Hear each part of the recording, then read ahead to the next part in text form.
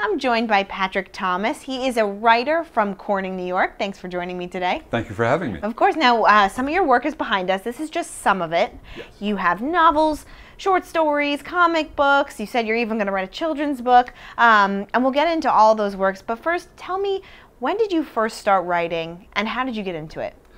I guess I've always had stories in my head, and as a kid I would write, like one-page stories like people are apt to do.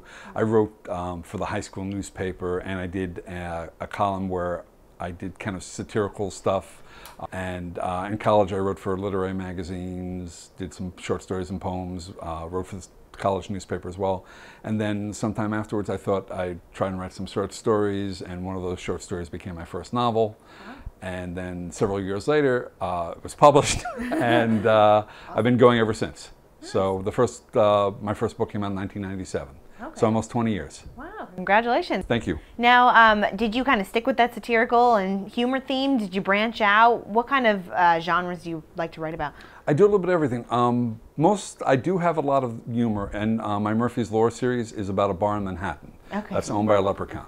He bought the bar with his pot of gold, so rainbows lead people in trouble to the bar. Hercules is the bouncer, Dionysus, god of wine, is one of the bartenders, and various people of myth, legend, and everyday New Yorkers come in, and they go out into space, not in starships, but bar ships. Okay. And there have been some spin-offs from that as well. And but for the real sarcastic stuff, I write the Dear Cthulhu advice columns, and for people who don't know, Cthulhu is a creation, a monster that is going to destroy the world, that was created by H.P. Lovecraft but has fallen into public domain. So people write in and ask him for advice. And the second collection is titled Good Advice for Bad People, which pretty much covers the idea of the column. It's what would happen if bad people wrote in and got good advice from this monster. Although, so I have him set up as a moral authority for all the wrong reasons. One day he's going to rise up from his sunken city in the Pacific Ocean, and he's going to take over the world. So humanity belongs to him. So anyone who kills a person is poaching. So he doesn't think people should kill people because eventually everyone will belong to him. And he has cult worshippers who follow him and are devoted to him, who have made a vow to him. So he's against things like adultery or lying or things like that, because his followers he's had them trained to follow through with their vows. And if other humans start breaking their vows, they might get ideas, and then it would take up too much of his time to have to be dealing with all this, so he doesn't think they should do that. So common plots or conventional thoughts, twisted in an unconventional way, kind of almost. Exactly. That's funny. Very cool. And do you stick with the sci-fi or fantasy theme, or a broad range of things? Most everything I've written falls into sci-fi, fantasy, or horror, with one exception. I did write a more typical mainstream mystery, which is about a husband and wife PI team. They're both former Baltimore PD. He was ex-bomb squad, she was ex-tactical, what I would call SWAT, but I co-wrote it with John French, who in real life is a CSI supervisor for the Baltimore PD. Wow. And they don't have SWAT, they have tactical. Okay. So I was correct. That's where you went, but in my mind that would be SWAT, but in Baltimore it's tactical. And they are hired by a mobster who Jack Gardner, the main character, put away years ago to solve a murder at a convention for hitmen and assassins. Wow. So they go and everybody's a suspect. So they have to go undercover as hitmen themselves to try and figure out who killed this mobster's nephew. That sounds very interesting. Yeah. That could be a movie. That would be great, yes. Yeah, and the sequel's in the works. Wow. So hopefully it'll be out sometime next year. Now, you said you're also writing a children's book, so very different from some of these, darker, or wolves and octopus and stuff, different, right? But still monsters. This one actually is still monster. I'm working with Daniel Horn, who's a very well-known artist, and we're working, the name of the book tentatively is Vicky Frankenstein and the Family of Monsters. Aww. And what happens is this young baby is left on the doorstep of these monsters, and including Frankenstein and the Wolfman and Dracula, and they have to raise this child the best they can. And so we're working on that, and that I think is going to turn out very nicely. And now, where do you get all the inspiration for these different stories? From everywhere, everything. It's something I think a lot of writers can relate to, and it seems that people who aren't writers seem to have that question a lot. You'll see anything, someone will say something to you and it'll trigger something in your mind. Ooh, that could work like this, or that could work. So just everyday life, you could say, oh, I can use that, or you'll see something, or you'll take it and you'll twist it. Like, I used to work with a woman who knows I did this. Matter of fact, she and another woman I worked with were very helpful when the column was starting out, and they got the dedication to the second collection. But she would have all these problems, and I'd just listen to her, and I'd go, if I take that up a notch, like when she first got married, her big marital problem was her husband left hair on the soap. And she was terrified and horrified that this was going on. Cthulhu actually, when she writes in and says it's terrible, he won't take the hair off and all this, she says, buy him his own bar. Yeah. Just, sometimes the advice is simple, and just different things. So you can take things like that, and just sometimes even like the naming of some of my characters in Bullfinch's Pub that Leprechaun owns, it is Patty Moran, which Patty is after one of my grandfathers, and Moran is my grandmother's maiden name, so kind of putting it together, and some of the characteristics of him worked its way into the character, and so sometimes you just take what people do and people are like, and you work it into a story. So that gives something that has werewolves and zombies and vampires, makes it more real if it gives you something that people can relate to. Yeah, that's great. Now, you do have a day job. I do. I'm a physical therapist. I work for GST BOCES. Awesome. Great place to work. Yes. So when do you find the time to, sit down and write all these, and how long do some of these stories take? I've gotten to the point where I can do at least a book a year, sometimes two. Okay. And after the kids go to bed sometimes, I actually will dictate. And I've got software that will do my dictation. So sometimes when I'm driving to work in the car, or other times if I have to go like to a convention where I'm going to be a guest or selling some books, I'll work and do that, and then I have to go back through and edit. Summertime, I don't work full-time during the summer because I work for BOCES. Cool. So I try to use this time to catch up on a lot of writing. I'm right now working on 3 projects at the same time, and I have 2 more projects waiting once those 3 are done. Cool.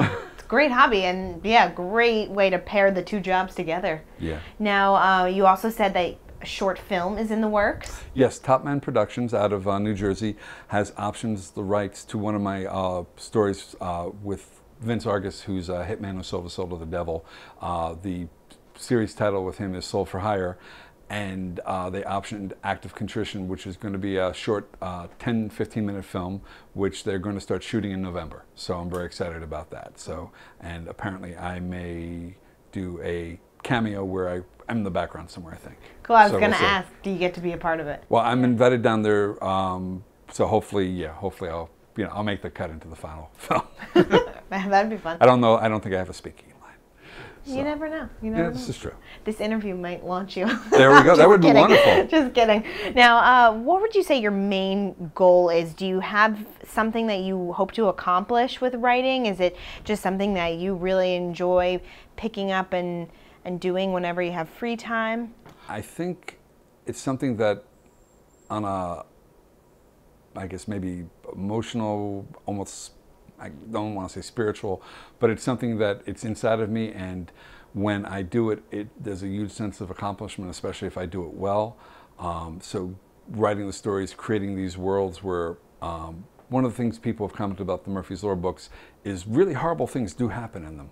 But in this case, there are all these people with powers and abilities, far beyond those mortal men, no superheroes in that series, but who will take the bad things that happen in life and make them better. And I think that's one thing that can be a little cathartic, where in my worlds there can be happy endings, that all these bad things might happen, but it doesn't get undone. It's not like a magic wand where you see like kids TV shows or movies, everyone's dead, but oh, we found the magic reset button, everyone's the same. It's not that, and that's a little bit too easy for adult fiction. But one of the really wonderful things is I do a lot of conventions and shows, is to have somebody come up to me and tell me that they've enjoyed my books. I've had multiple people tell me I'm their favorite author, or in a couple cases favorite living author, and I'd rather have the living over the favorite. So that just makes a difference. I've had one woman came up to me and told me my books helped to get through her divorce, and other people have told me similar things, and it's humbling, and it just makes you feel like what you're doing is good, because writing is a very solitary activity. You know, it's not like a group thing. Okay, let's sit around the table and everyone write. It doesn't work. I mean, if you're doing a group project, you do that to do that, but then you have to sit down at a typewriter, on a keyboard rather, and do the work. Yeah. So to have people who think that much of you and what you've accomplished is a really neat thing. Awesome. And where can people find some of these to buy, or more information just about you as an author? Well, my website is patthomas.net, and they can find links if they want to get Kindle version, or if they want to order from Amazon, they can get it from Barnes & Noble. Pretty much any website that sells books, you should be able to get them at. Locally, From My Shelf Books and Gifts in Wellsboro does carry several of my books. I've done signings there. I'll be doing a signing there again sometime this fall, and also at Robert Kahn in Binghamton. Awesome. Now, if people out there do want to write, and maybe they're trying to break into the business or the hobby, what is your best suggestion or your best advice for them? Well, I would say first make sure you really want to do it, because it does take a lot of effort. And then the first thing is sit down and finish, because I have a lot of people come up and ask me questions like that. And so many of them have told me, oh, I started this story, I started this novel, and the key thing is they didn't finish it. So I think the first thing is sit down and finish it, even if it's not where you want it to be, even if maybe it's not good or it's not as good as you want it to be. If you finish it, you can always go back and do it, rework it as many times as you want. But if you never get to the end, you can never do anything with it. Right. So, and then I would say keep at it. Read. Reading is very important if you're a writer. If you don't read the greats, I mean, how are you going to, Quentin Tarantino, I think, said something, if you're going to steal, steal from the best. Mm-hmm.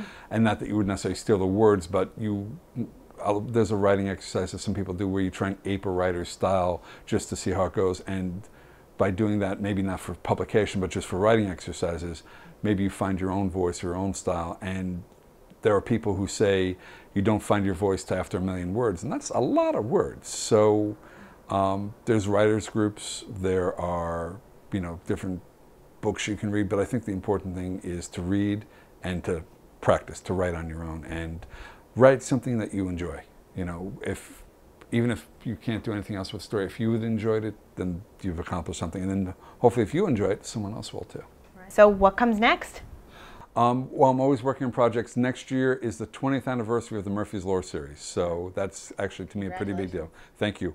Over that 20 years, I've started several projects, and I've been working very hard to finish them. So with any luck, there'll be 6 or 7 Murphy's Law books coming out next year. One novel with the main character, and then several of the supporting cast getting their own books, including The Soul for Hire, who the short film is going to be about. He's going to get, he had gotten a limited edition collection, so he's going to be getting his own regular book. And hopefully the next mystery in the Jack Gardner series, and the next Dear Cthulhu book will be out. And I have a couple other projects can't talk about just yet, but hopefully they'll be on the horizon very shortly. Always good. Well, Patrick Thomas, thank you so much for joining me today. Thank you very much for having me. Now again, both of these writers are local, and make sure to check them out online. Now I have a lot of reading to catch up on, so enjoy the rest of your weekend. Thanks so much for watching, and we'll see you next time.